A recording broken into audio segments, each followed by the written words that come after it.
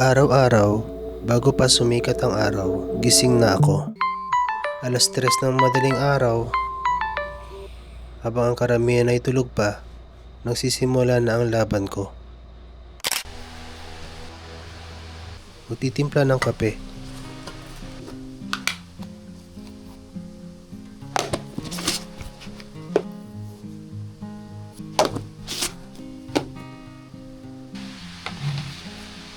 Maghahanda ng sarili para sa panibagong araw.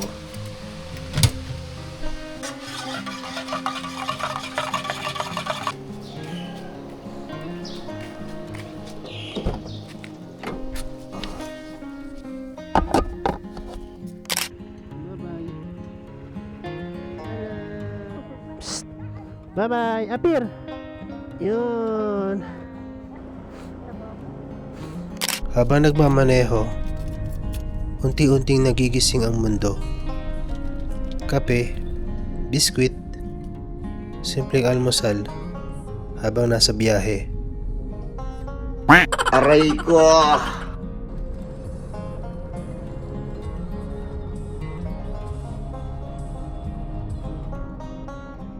Minsan napapaisip ka rin habang nasa daan. Bakit nga ba?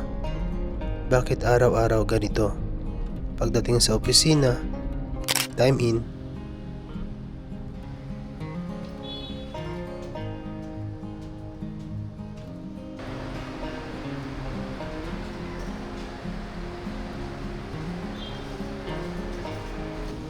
pasok sa office,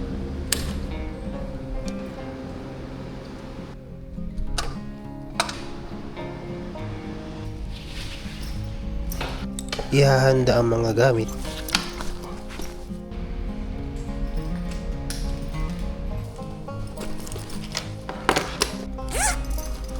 laptop,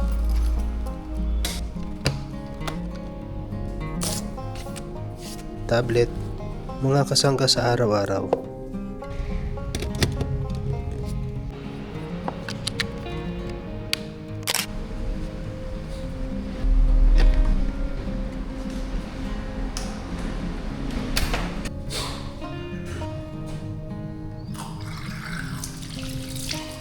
Hugas ng kamay. Saglit na hilamos.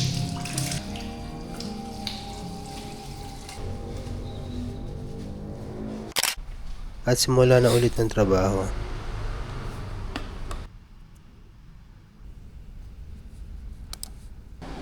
Design, plano, estimate, paulit-ulit. Minsan nakakapagod, minsan nakaka-drain. May mga araw na mabigat, may pressure, may deadlines, may responsibilidad. Pero tuloy lang.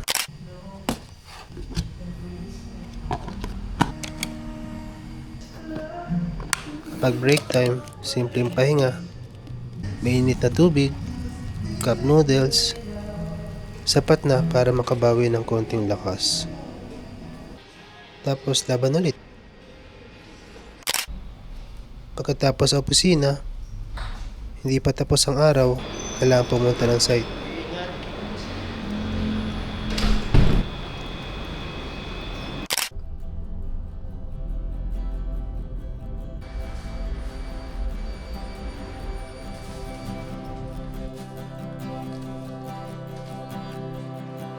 Check ng progress, inspect, siguraduhin maayos ang lahat.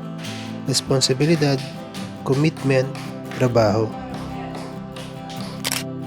At kapag tapos na, pwede nang umuwi. Pero bago ang lahat, may isa pa akong susundiin. Ang asawa ko. Umuulan man, umaraw man, pagod na, susunduin ko siya. Dahil mas masarap umuwi kapag magkasama. Habang pauwi, unti-unting nawawala ang pagod. Kasi alam naming may naghihintay sa amin. Pagdating sa bahay, pagka-park ng sasakyan, ito na. Ito ang sagot. Ito ang dahilan bakit ako bumabangon araw-araw. Dahil sa mga anak ko, sa mga munting kamay na nakabang sa gate. Sa mga matang puno ng saya, sa mga ngiting hindi kayang tumbasan ng kahit anong pagod.